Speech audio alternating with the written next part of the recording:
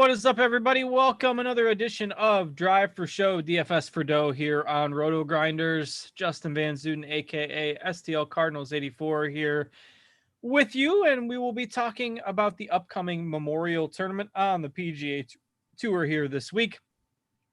And I will apparently try to fight off this case of hiccups, which is the very first time I think I've ever had this on the air, but that's okay. We'll manage. Plenty of golf to talk about. Recap of last week where we saw Jordan Spieth get outrun on Sunday by Jason Kokrak, and you had other names like Ian Poulter up at the top of the leaderboard. I mean, it's the veterans on the PGA Tour just getting it done here over the last few weeks. So we've got a couple of veterans on the show, as always, with me as well. We'll bring in Mr. Notorious, Derek Farnsworth on one side. Noto, how you doing?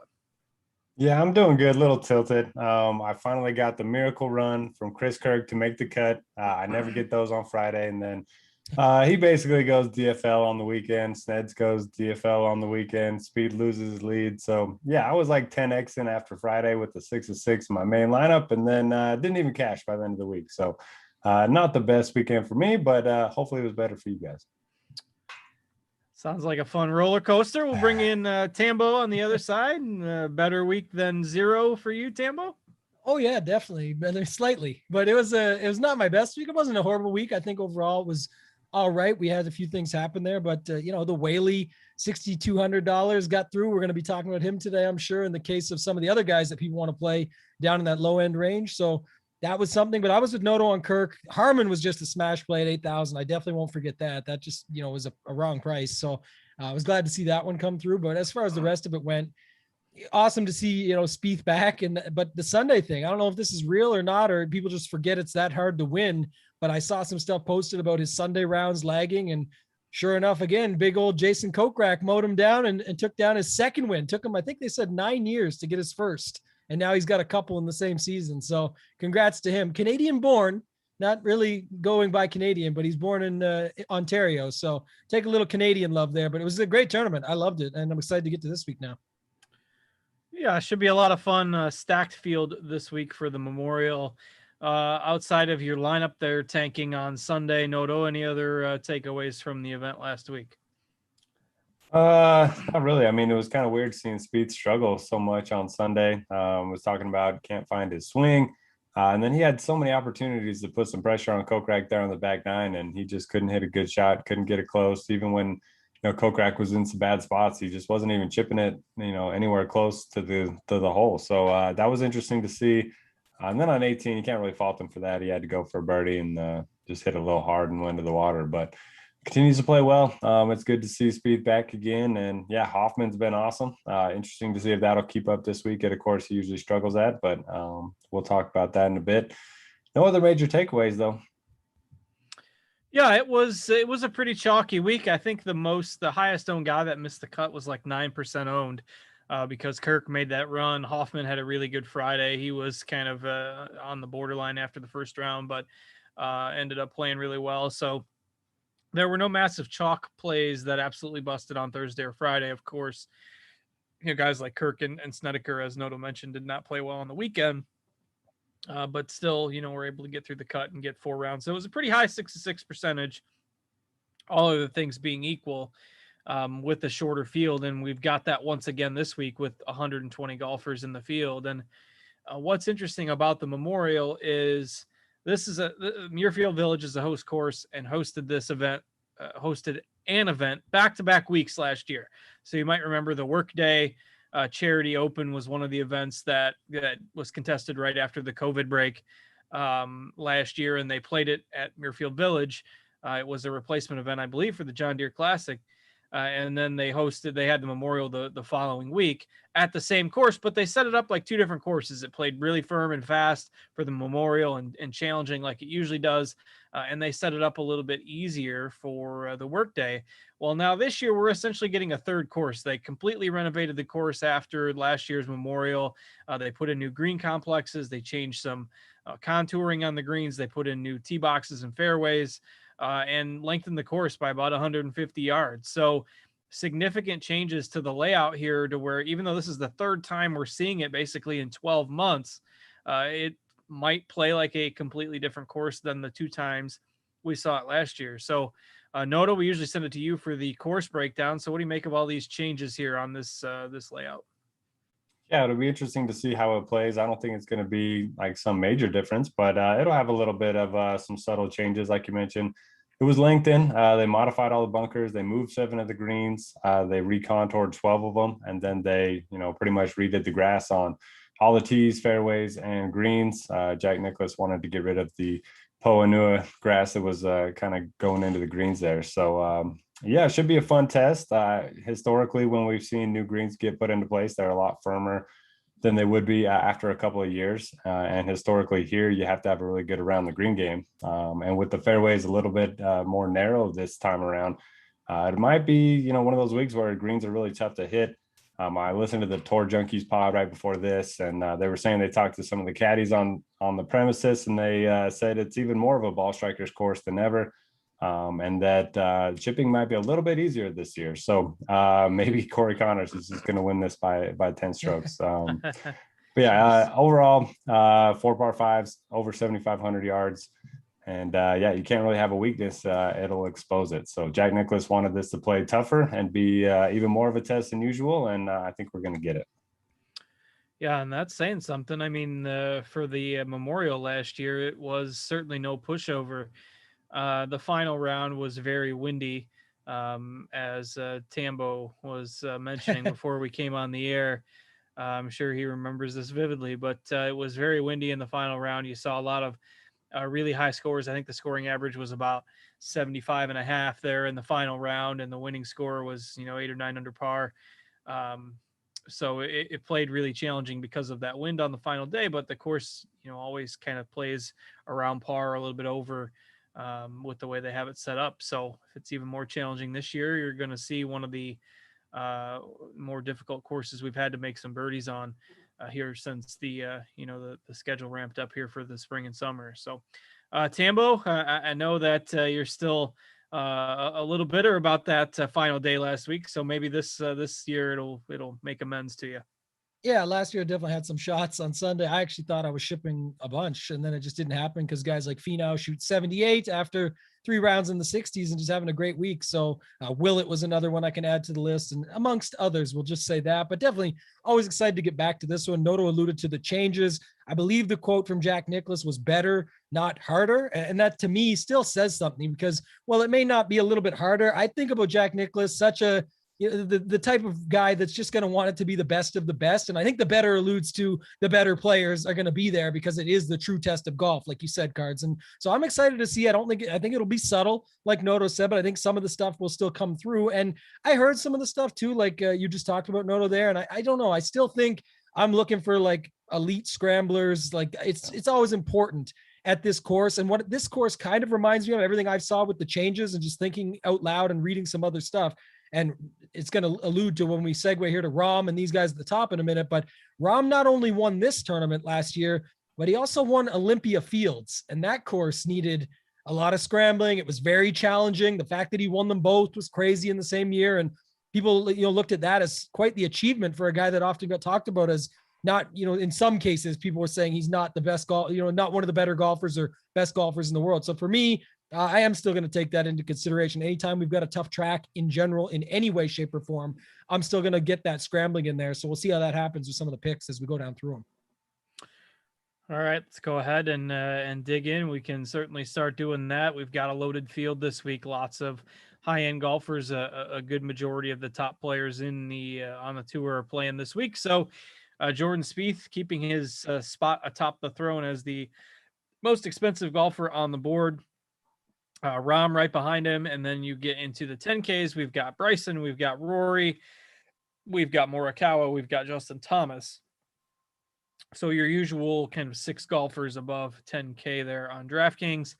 Different mixes of current form. We saw Rory struggle for a while before breaking through a few weeks ago. Justin Thomas hasn't played up to his usual standards the past few weeks, and of course you got Spieth, who's playing very well, save the hiccup on Sunday there last week. So Tambo, I'll stick to you. You mentioned, it's right before we came on the air, it's where to go at the top. That seems to be the more challenging aspect this week. So what's causing you some heartburn up there?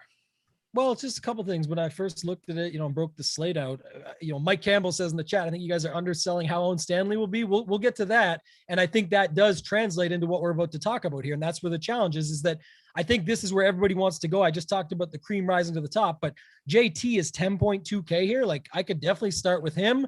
I think Morikawa could win. He's 10.4K, like Bryson, 10.9. So just with Spieth and Rahm at the top, and the popularity of Rahm makes sense. It's really hard to defend at any course. So there's that factor of it. And then the 11K price tag. But I think a lot of people can get to Rahm and Spieth there no problem with plays like $6,100 Stanley, who we'll get to later. So I do kind of like the guys at the bottom, Morikawa, JT. I like Bryson too. I just like the guys in the 10K range a little bit more. I just haven't really been chasing Spieth as much. I'm playing dabbles of him the last couple of weeks because he's certainly back and it makes sense, but we haven't really needed, or at least I haven't needed that roster construction until, my few last week with him and Kokrak and whatnot. If you get them together, you're laughing. But, other than that, not too much else here. Not big on Rory and not big on Rahm, especially because the guys around him and then the 9K range is stacked. So I'm happy to go there. And especially if more people are going to go with Stanley lineups, I'll save my rant for when we get down to that. But yeah, that's my guys at the top cards. All right. Yeah, I like Bryson. He's the only guy in this group that we've got at single digit ownership. If you want to, add some element of priority to distance with the lengthened nature of the scorecard here is about 130, 140 yards added to the overall potential distance. Obviously will change depending on the tee boxes and pin placements that they use each specific day, but certainly doesn't hurt Bryson for a course to play a little bit longer. And the fact that he's going to be pretty low owned here, and obviously these things can change a little bit, but certainly won't carry the ownership of a Rahm or a Spieth. I like him in tournaments a good bit, and can certainly get behind Thomas again.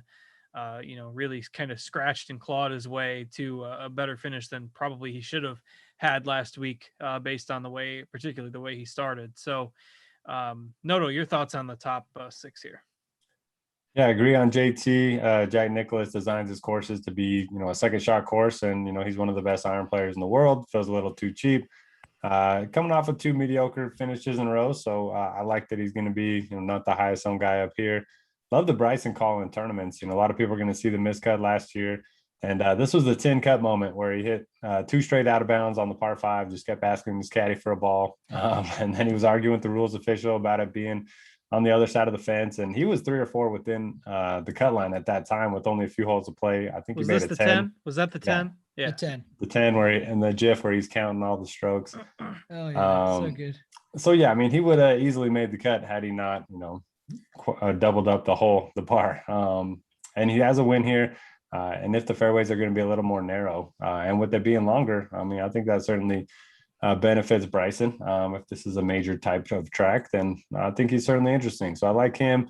Rahm's probably the safest of the bunch. It feels like he's been playing bad, and he finishes top 10 every week, whether it's backdoor or playing well out of the gate. Going to be underweight on Spieth. Just him saying where he doesn't know where the club's going worries me a little bit. Even when he was the number 1 player in the world, he didn't have the best course history here. Rory, don't have a strong take on him. I do like Morikawa, though. This seems like a perfect golf course for him. And obviously he won here at the workday. Yeah, won at the workday in a pretty remarkable playoff. So that was fun stuff last year. Yeah, I guess I kind of agree. We're all on similar pages, I think, with these top golfers. So, and Tambo, you had mentioned that the 9K range is loaded. I know Noto's got a couple of plays tagged up in there. So Noto, I'll keep it with you first here for the 9K range. Looks like X and Finau, a couple of old favorites are the guys you like this week.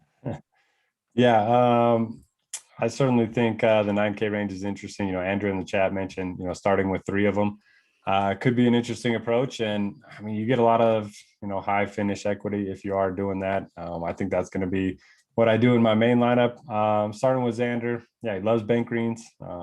His best putting splits are on bent. Back-to-back top 15s here. And this is the course where he was +6 after day 1. Made the cut on the number. Ended up top 15. I think Tambo, you either had him or were tilting him real hard at this event last year. I can't remember which one it was. I was telling everyone in the world not to tilt him because he's one of the best golfers in the world. And everyone told me he's done after day 1, like always on Thursdays, which I can't stand. And I always talk about, but yeah, that was the one, and I was like, he's not done. Like this course is extremely difficult. You have no idea what's going to happen tomorrow. And yeah, I think it was, what was it that he finished, Noto? That turn, I know it was a 78 on day one, but I think he finished like T10, T12. Yeah, T13, So, I think. So there you go. Yeah. So yeah, it's crazy. pretty amazing. He's been doing the rounds on all the podcasts this week too. Sounds pretty confident about his game heading into this week. So I like that, and talk about taking Phil's money all the time, during the break for COVID. So that's pretty cool. And then Tony Finau, this seems like a perfect course for him. He's long off the tee. He's sneakily gotten very good around the greens. Over the last 24 rounds, he's first in this field around the green.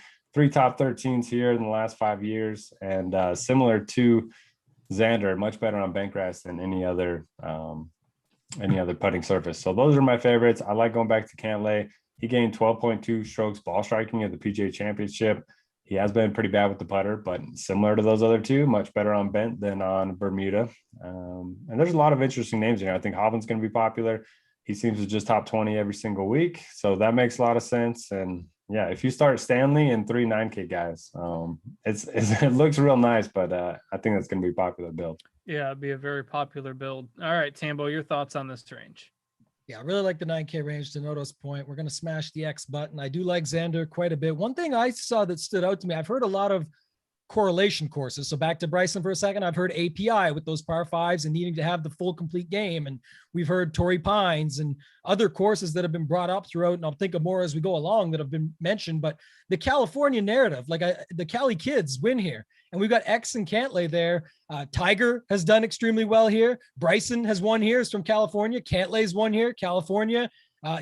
Ricky Fowler came runner up, or I believe lost in a playoff to Duffner, California. We'll get to him later, but I'm just saying there's a lot that ties together with that. Some of the quotes you read, Bryson mentioned it, that a lot of the grass is what he's used to playing on. And so that kind of ties into it a little bit for me. People look for courses so often, the Amex and other Jack Nicklaus designs. We'll bring those narratives up, but I think it's the bottom line is true, is that the California kids have done quite well here, and Xander and Cantlay definitely fit that mold. So I like them. Heard a lot of Hovland talk already. Maybe I know he's got a little bit better with his around the green game anyway, but maybe Noto, if what they're saying is right, he's definitely been a very good ball striker. He could show up here.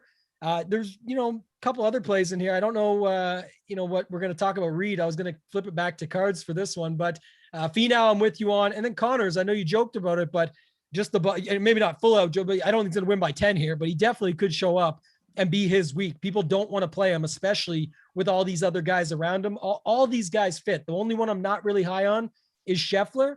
And Hovland, the ownership's like, I would just play JT, and I have X, who I love so much underneath, that I don't dislike Hovland. I'll find a way, I'm sure, but way higher on the rest than Hovland and Scheffler. What are we doing with Reed this week, Cards? Talk to me. Yeah, I mean, everybody who's been giving me grief about getting him wrong, take that. Last week, I got him right 1 week out of like the last 36. So you guys, we're on the right track now. So I don't know. I got to double down, I guess. He's too expensive for me. I can't play him at that salary, and this course is going to play difficult, and there's trouble. And I don't know. He just sprays it too much, and I don't love it. I know he can hero chip and save par with the best of them, and that's what makes him, that's what makes him valuable on courses like this.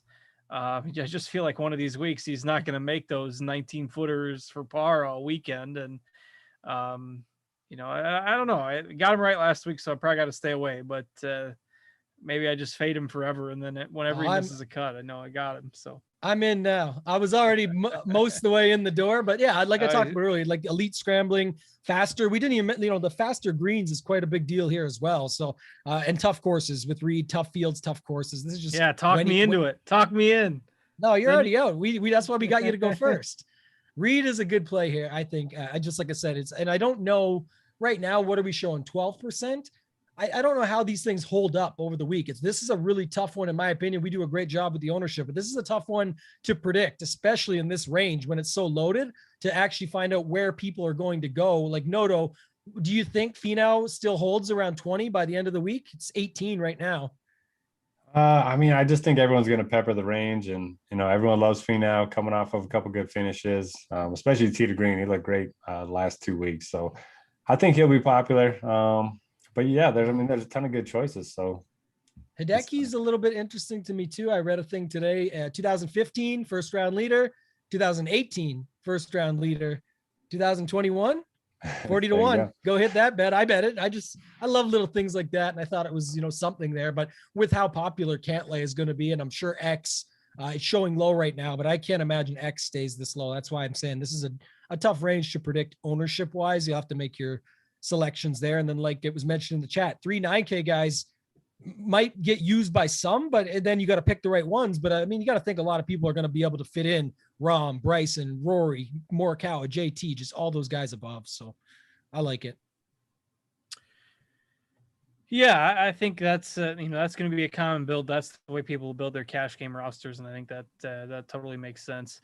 And you can mix and match with these guys in here too. I mean, even in your GPP builds, if you're higher on, Reed or Matsuyama or somebody that's not going to be super chalky, that's one way to make your lineup different a little bit, even if you are starting with these 9K options. So, Noto, any follow-ups on those? Any interest in Reed for you?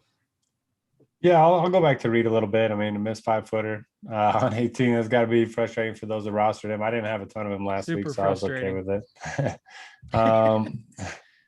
So yeah, I mean, I don't mind go back to him. I like Connors. He's top 20, even though he's lost strokes on and around the greens in 4 straight. Scheffler, I don't know what to do with Scheffler, but I guess he's in the straight 9Ks. But do you guys have interest there? Based on the way that he's played the last few weeks, I'm surprised that Scheffler's not just a little bit cheaper. Like if you put Louis at 9K and Scheffler at 8,500, I would have felt like they're both priced appropriately. Mm-hmm. Scheffler's just 9K seems a little much for him right now. I mean, he's not like he's been abysmal, but he's been bad for a 9K player the last couple months. Yeah, just play Hoffman for 8,300. It's similar upside, you can put Hoffman score. At 9K. Yeah, like that could have been the case. So I'm good with that for sure. I always think of certain ranges like that, and I think Scheffler's an incredible talent. I want to play him at a lot of tournaments. It's like when you've got those guys that are just above him that have just been on fire, then and really fit the course so well. It's just tough for me to go crazy with it. So I don't see myself going there too often. All right, Tambo, I'll throw the 8K range to you then, and this is where it does start to thin out a little bit, but you've got somebody like Louis feels a little bit underpriced for the way he's playing, and the ownership on Louis, we've got him at 14%, which I think might be the highest we've ever seen Louis. People don't like playing him. You got Hoffman, at 8,300, who you just mentioned. Neiman with the longest active made cut streak still on tour. You've got Cam Smith, you've got Fitzpatrick, you've got Sung Jae in here. So still pretty good names. Definitely not as much win equity as you get from that 9K range, but I do think that ownership kind of in this tier will be a little bit less than what you see at the 9Ks because people will try to force in, 1 or 2 of those 9K players that they like a lot. So 8Ks might go a little bit under owned. So how are you handling this group? Yeah, the Louis thing is definitely interesting because, like you say, we don't see it. But at the same time, I will say this. I do feel like he's a little bit underpriced, especially with how well he's been playing. We like him at majors usually, but this is pretty close. Like this is a pretty loaded field. It's an extremely challenging track. It's not going to be, a 25 under score or something that we don't want Louis at those types of events. And I actually think 14, even if it stays there, I actually think it could come down a little. I still think that might be a little low or just undervaluing him. Like if Finau was the name at 8,500, he'd still be getting the same 17, if not more. Louis showed up at those same majors and played well, and on top of that, played better at a bunch of other events in between. So I do like Louis at 8,500. The guy I think, and I'm loving seeing this 10% right now and hope it holds. I guess it's because Neiman is so popular right there, and I get why. He's a great play as well. But I do like Matt Fitzpatrick. Another guy that's been playing some good golf. We want him on tougher courses. He literally came third here last year. Besides Henrik Norlander, who couldn't miss anything, sort of Fitzpatrick was the same. And I believe that was the week he had Bones on the bag, and Bones picked up a nice finish with him and then went to the playoff the next week with Justin Thomas, or vice versa, whatever it was there. I can't remember the order they played, but you mentioned the aforementioned Morikawa JT playoff at the workday version here. But I'm going back to Fitzpatrick, $8,700. Some may think it's high for a guy like him, but they just don't maybe see the talent as much. And, around the greens, he's got the complete game. I think he sets up well. Hoffman's just been playing some incredible golf. Sung Jae on Nicklaus courses is almost like, We have Siwoo Kim, who we'll get to later, on Pete Dye tracks, as a specialist. Sungjae on Nicklaus courses is the thing. So I think that one's good. And then I'm really tempted just to go back to Ricky here because, and I mean like back, because I haven't gone back yet for a long, long time. Even some of those prices we've seen. I might have tried to talk you guys into him 1 week here, but I haven't gone back to him. That PGA Championship, man, back to what looked like his old swing. So it seems as though he's abandoning what wasn't working. And then this, again, you talk about the elite scrambling, the ability to putt on faster greens, get the putter back just a little bit. We've been waiting on it. That, he needed it some there at the PGA Championship, the top 10. So I'll go back to some Ricky as well at 8,000 right there at the bottom. I think it looks like Keegan's going to come in double that with all the stuff that goes with him and the course history and how well he's been playing. But I like Ricky a little bit at 8,000 there at the bottom. Man, this feels like the week the wheels fall off for Keegan. It just seems like that happens when he gets to be this massive chalk. Like, I think the value is there to fade Keegan at 20%. I mean, anytime he's 20%, he's so volatile. I think this is the week. And I've been kind of neutral on Keegan throughout. I've played him some, I've faded him some, but at 20%, there's so many other strong plays, loaded field. I can't get to Keegan as chalk. It just, I don't know. It doesn't feel right. Noda, your thoughts on Keegan and the 8Ks? I mean, on paper, everything kind of lines up for Keegan. He's been really good, 7 straight top 30s, pretty good course history.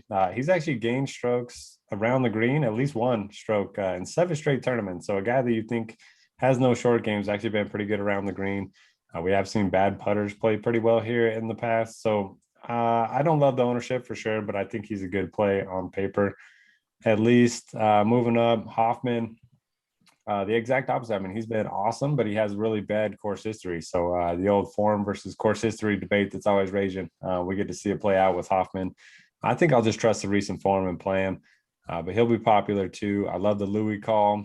I'll go back to Cam Smith too. Looks like nobody's going to be playing him. He's made 19 to 20 cuts. He's got a great short game. He's very creative. And he doesn't have any great finishes here, but maybe the new course design will be more to his liking. I like the Fitz call from Tambo. I play him every week, him and Harmon. They always come through for me. So got to go back to that well. And then my favorite play in the range is Joaquin Neiman, longest active cut streak on tour, 16 straight events, gaining tee to green. He's actually a positive putter on bent grass. His around the green is a little bit shaky, but right when he first came on the PGA Tour, he was in contention at this course, ended up finishing 6th. And I just play him anytime you get on bent grass. I think he's got safety, upside, and 8,800. So that should help keep the ownership down a little bit. Yeah, I like him a lot too. I mean, I've been playing him almost every week. And the fact that he doesn't maybe have as many top 10s as he probably should, given his profile, is probably what's keeping him priced in this range, but he's still got like 12 top 30s. So in those 17 straight made cuts this year. So I don't mind Neiman. And I think this is an interesting range to maybe get away from the chalk a little bit. Even Sungjae Im, if you want to go back to the well, he missed the cut on the number last week. Did make 7 birdies in 2 rounds on a difficult course. So I don't, have a ton of conviction around it, and wouldn't put him as a core option even in GPPs by any means. But if you're multi-entering, I think a little bit of Sungjae at 4, 5, 6%, not necessarily a bad thing. So Tambo, any other follow-ups for you for anybody above 8K there? I was just checking my Sungjae stuff, but yeah, the Honda was the other one because obviously Jack, the Jack Nicklaus, but the 8th there in the win, and then the Amex, a 10th and a 12th the last 2 times, does at times have a good short game. It just depends on which one shows up. He's obviously got the irons when those are on. Same thing, depends when those show up. I do like Noto's call though on Cam Smith. I was going to talk about his playing partner from the Zurich when they got the win here shortly to your point cards, because we're going to segue to that range anyway. But with Keegan Bradley at 20%, even if you don't like my back to the well on Fowler, there's guys below: Woodland, Leishman, Bubba Watson. There's a lot of guys there. And then the last point on the range, just in general, I think no matter what people are doing at the top between, and I'll look at this on the show tomorrow night with Lineup HQ with the building lineups and going through it all. But if they're going stars and scrubs, they're likely to get out of the 8K range or just one. If they're going with the 9K range, whether it's 2 or 3 of them, it's not as likely to see many guys in this 8K range be able to be used within builds And clearly we like a lot of these guys too. So I just think that's interesting to note when you're going through and doing some roster construction this week. Yeah, and I will be on the Lineup HQ show with Tambo tomorrow night, so be sure to check that out if you have a Rotogrinders premium subscription. If you don't, now would be as good a time as any to sign up. You have the option to pick specific sports within your premium subscription at Rotogrinders, so you could pick PGA, other sports you're interested in, or you could do a combo premium package, which pretty much includes everything except for the NASCAR package, which is separate. So if you want to check that out, you can use the promo link found in the description of the video here. And our producer, Devin, will also drop it in chat, and that would get you $10 off your first month of combo or single sport premium. It is also Devin's birthday. Happy birthday to Devin. Was on the baseball show earlier and remembered it then. So all the YouTubers out there watching this show live can wish Devin a happy birthday. And we appreciate him working late on a Tuesday night on his birthday. So yeah, that's be Tambo and I doing that video tomorrow night. I like Woodland. You just mentioned him there in that 7,900 price tag there, Tambo. And I mean, when he's healthy, he's proven he can be one of the best ball strikers on tour, and he seems healthy again. We don't have detailed injury reporting on the PGA Tour, but his results would kind of bear that out. I mean, 5th, 38th, 14th, last few starts. His game off the tee has looked better, which was kind of the biggest struggle he was having when he was dealing with a couple of different injuries over the last couple of years. So Noto, your thoughts on Woodland there and the high end of the 7Ks? Yeah, make it 3 for 3 on Woodland. You mentioned, him playing well here in the past. He's gained 12.5 strokes on approach the last 3 events. Seems like he's turned the corner. We've seen little flashes from him a lot recently, and then he'll miss a couple cuts in a row, but it seems like he's, finding some consistency. So I really like the spot for Woodland. I like Leishman. I'll let Tambo talk about him since he set that one up a minute ago with Cam Smith. I like Griot. Just really good course history. He's gained 20 strokes on approach in his last 3 events. He's gained with the putter in 3 straight. That's got to be a record for him. So he's interesting.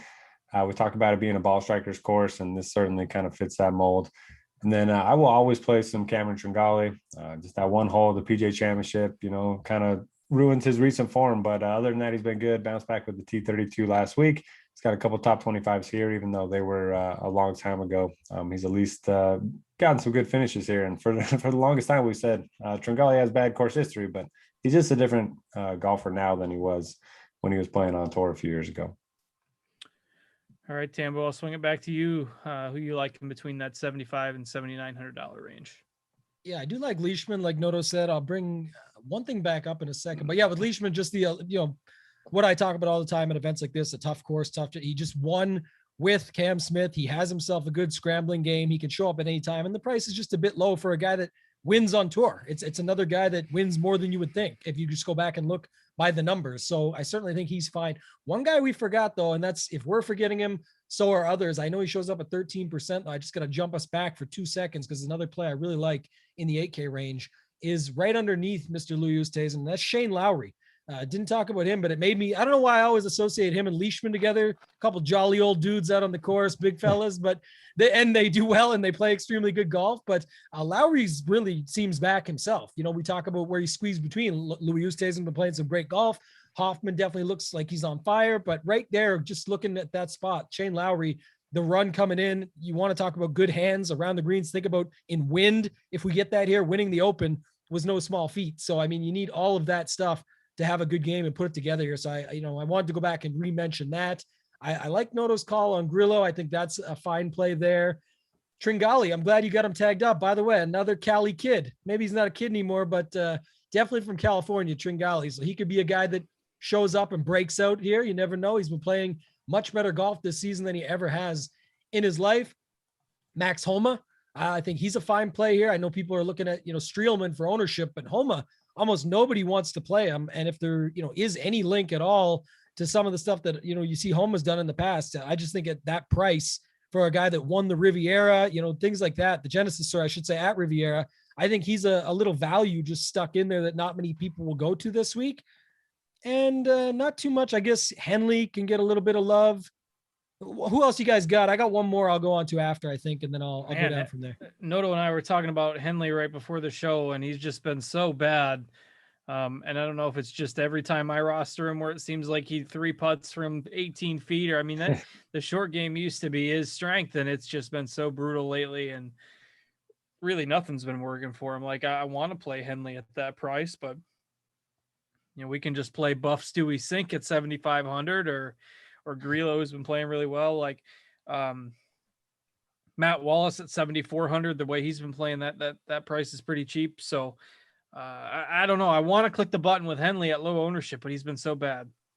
So the only thing on Henley, I'm glad you brought that up because I had to go look it back up. It was just somewhere up there, but I couldn't remember. It was that the places that he's gaining the most strokes and just crushing are at like the Honda, the work day that was here, but going back, the Honda again last year, like courses that lined up is basically what the numbers showed. If you went back and look at the stats, the places where he's showing up the most are courses that are, have similar type setups, and that's where his approach game has been on. So if we can get that here, again, risky play, but what's he coming with here? Like, I didn't even look at his ownership. It's like 3. Yeah, it's extremely low on 4.6. We've got him aimed for right now. I just think it's a bit of a value play that you're going to take your chances with. And, if you look back even here, the 7th was at the workday, but 29 and 33rd, the couple times before that, make you a cut and then give you some upside over the weekend. I think he definitely has that upside. You can play other guys there though. Like there's Lucas Glover, Brendan Todd, Gim is going to stay popular, I'm assuming. Matt Jones makes a lot of sense and has some great around the green game and has been on with everything else, 14th, 41st, 20th, including everything that's gone on here. So he was the other guy I was going to bring up, but then somebody asked in the chat, any love for Gooch? What type of courses does Gooch have success on? Noto, any Gooch love here? Yeah, I don't mind him. I don't think he has really a strong fit. I mean, he's pretty good off the tee, pretty good with his irons, can get hot with the putter. I don't think, at least as of this point, I don't really have like a bucket that I put him into in terms of what type of course I want to play him at. So I like the Gooch call. I will be on Henley, the Nicholas narrative, the second shot narrative. The course history looks pretty good. I like going back to Charles Schwartzel. Missed the cut of the PGA, but it was pretty much all the putter. Before that, I mean, he was on fire. So he's got a bunch of high finishes at this event. He struggled here the last 2 times, but before that, I think he's got 4 top 20s and 8 starts. So I like going back to him. If I want to play another old guy, Matt Kuchar, 7 of 8 here with the win and 2 top 5s. Matt Wallace is a guy I wanted to ride up this week, but 15% ownership for him feels like a lot. So I'm hoping that comes down throughout the week. He did finish T4 here last year. And that's pretty much it for me. I don't love this range that much. Yeah, it is a bit of a struggle. And there's, some decent options under 7K this week that, some people will go to. So, and we'll do our guess the golfer game in a second, and we can probably tee that up now and let people start giving some guesses. Our favorite lower owned golfer under 7K on DraftKings. Heck, under 6,500 this week there will make it a little bit easier to guess.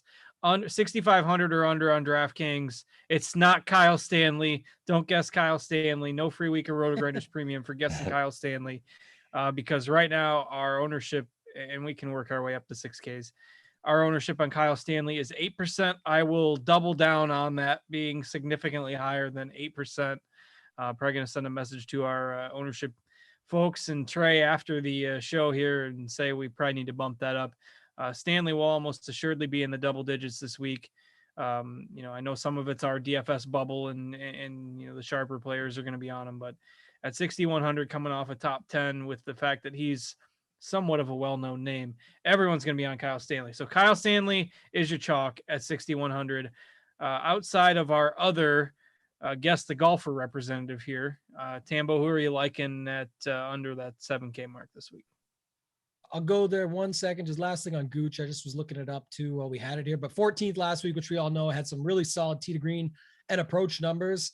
Before that though, like tougher courses where we've seen it, like the PGA, he was 44th with really solid around the green game. The Honda 46. These aren't, mind blowing numbers, but 5th at the Players, 12th at the Genesis, and then 21st at the Amex. They all line up. So I've seen some narratives based around that. And I usually like him at courses where it takes scoring, but there's guys that just play better that, get on a run. If you look what Noto's point he just made on Charles Schwartzel, couldn't even make the cut at the workday here last year, missed the cut the previous 2 times at the Memorial, but has some great finishes before that. And it's more about what have you done for me lately? 3rd, 14th, 21st, 20 and 2nd beyond the missed cut. So I think that still matters the type of golfer you are right now. So don't mind some gooch.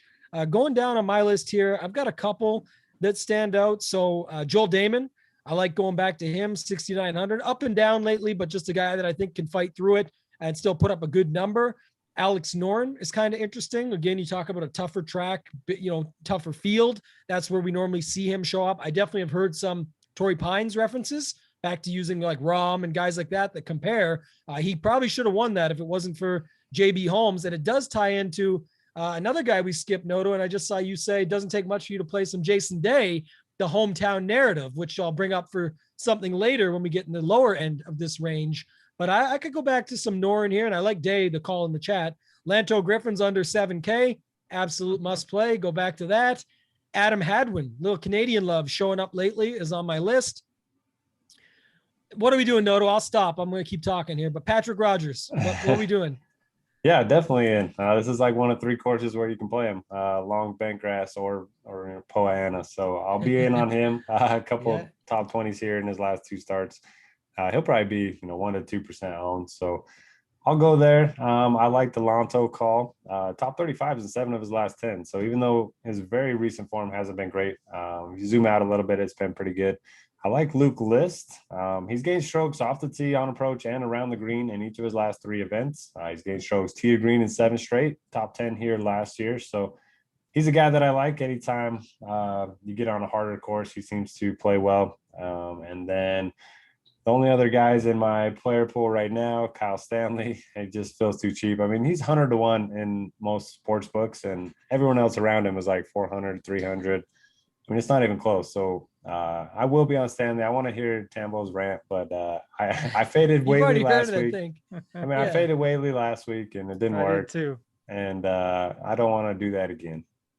I can just tell you, this was my rant. I did give it to you guys a little bit pre-show, but now we're on live, so we'll go with it. It's just, first off, Knox is right there at the same price. But I'll tell you this, and I was a big proponent. I loved Whaley last week. I thought the price was great. I said, pick up your free top 30 and whatever, but I also review all the winning lineups. So we didn't get the chance to do it yesterday. We had a few glitches there. I apologize with Results DB for those that are watching this and wanted to see that show. I do it every week. It didn't quite work out this week, but I still reviewed it myself once it got fixed and went back and looked.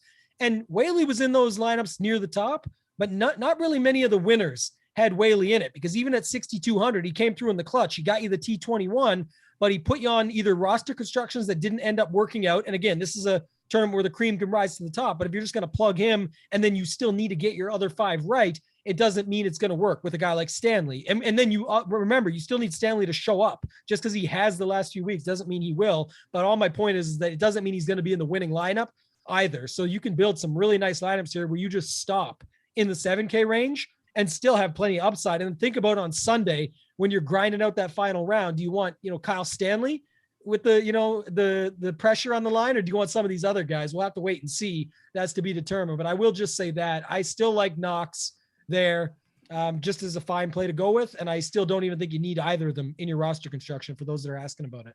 Yeah, so Brian, our winner in the chat with Knox, Brian with the Celtics logo, free week of Rotogrinders Premium for you if you're not already a subscriber. Devin will hook you up with that. And just wait. The winner wasn't Knox, though, right? We have a different guy that we're going to talk about. No. Knox, Tambo. Tambo, yeah. Tambo, you know what? Tambo, you can feel free to just talk about your guy anytime. Okay, thank you. So this is why I apologize to everyone. You guys know I love to talk, but this is my thing. I was holding off this beautiful thing I had ready to tell everybody because I'm waiting for the winner to be picked. And then I forgot that we did decide it was Knox because these guys don't necessarily love my guy, but my guy is Bo Hogue at 6,300. And I put in my notes, don't forget about Bo, Ohio 2006 Player of the Year. Grandfather was good friends with Jack Nicklaus, was literally mentored by Jack growing up, has great memories here. T62 here at the Memorial last year. And of note, he finished top 26 or better at the Amex, which is the Nicklaus design, and also the Farmers and API. He's done well there. And both of those get some correlation comparisons. So you want the guy down here, $6,300 Bo Hogue. And I was holding back because I thought he was the winner of the contest. I apologize. Oh, and Devin's hooking up two people that talked about Knox there in the chat. So look at that. Devin's giving out presents on his Nice. own birthday. He's giving out presents to other people. So, let's see. Somebody brought it up. What happened to Hao Tong Lee? 7 straight missed cuts, and I mentioned him right before the show. Look, Hao Tong Lee's in the field this week. Nobody, he hasn't done much really at all over the last couple of years, but he's still around for these types of events that he qualifies I for. think he wore out his body on that range session. What was it? The PGA Championship? This one, the one before, when he went on the range and he was literally on there for like 8 hours. And then since then, I don't think he's ever done a thing. So that might be what it is. All right. Noto, your thoughts on the value options this week? And I'm with you. After fading Whaley, I can't fade Stanley. Tambo makes the obvious case for why you'd want to do it, and that's how I would normally play it. But I don't want the cheap chalk to burn me and tilt me by Thursday afternoon 2 weeks in a row. So I'll go with the field on Stanley, and we'll get different elsewhere. So who else? Anybody else interest you down here? I already mentioned my guys. I don't have a whole lot down here. That's kind of why I like the balanced approach or Stanley and stars and scrubs approach. We did have a chat or a question from Chad about Adam Scott. Do you guys have any interest there? Sort of fits the Jason Day situation for me. Like if Leishman, Day, Scott, all these types of guys, you can play them at this event, especially Scott being a former champion and solid play in general. He just hasn't. I always say this about Scott. The last thing I'll say, and I'll let you go, Cards, is just that Scott is a guy that everyone just writes off when he's like finishing. And I know it hasn't been great, but when he's finishing like 30th place, people write him off. And like, he only shows up at the best events, man. He's the international man of mystery, takes his private jet, shows up, and it becomes 30th. It's because the field's literally stacked. Like, he can't go out and win every time, even when he was playing better. But yeah, 2nd, 35th, 31st here, he's done well at this course. So I would definitely go back to him at 7,900. Yeah, no problem doing that in tournaments, and the ownership will definitely be low on Scott this week. I like Scott maybe a little bit more than Day if you're trying to decide between those guys, but a similar logic as the guys mentioned for those. So that's going to about do it. Again, another relatively short field this week with only 120 golfers. So some of the chalk is liable to miss the cut this week. I don't think it'll be as clean as last week's was, but we saw a really high 6-6 percentage getting everybody through the cut last week with a 120 golfer field. You probably see something similar this week. And then next week we've got the Palmetto Championship at Congaree Golf Club in South Carolina. So that I believe is just a new event, right? It's not a relocated or rebranded tournament. I think it's just a brand new event. So it's a Tom Fazio design that was let's see, when was it built? Early 2010s, it looks like. It's a one-time event replacing the RBC Canadian Open. There we go. Because of the logistical issues with the tour playing in Canada right now. So sorry, Tambo. But they're sticking stateside. So that's what we have, a one-time event here, Palmetto Championship at Congaree. And a lot of times you see these one-off, one-time things, and it turns into a birdie fest. So we shall see. We'll dig into that a little bit next week. And then the U.S. Open at Torrey Pines the week after. So with a one-time event in South Carolina next week, followed by the U.S. Open at Torrey Pines. I'd be willing to guess that next week's field is going to be absolutely awful, but have not looked at any of the commitments or anything like that yet. So we shall see when next week rolls around. But until then, good luck with all your contests this week for the Memorial. Happy birthday to our producer, Devin. Thanks to those of you who played along in the Guess the Golfer game in chat. And good luck to all of you as you build your lineups for this week. For Tambo and Noto and Devin, I'm Justin. Have a great week, everybody. And we will see you back here next week. Take care.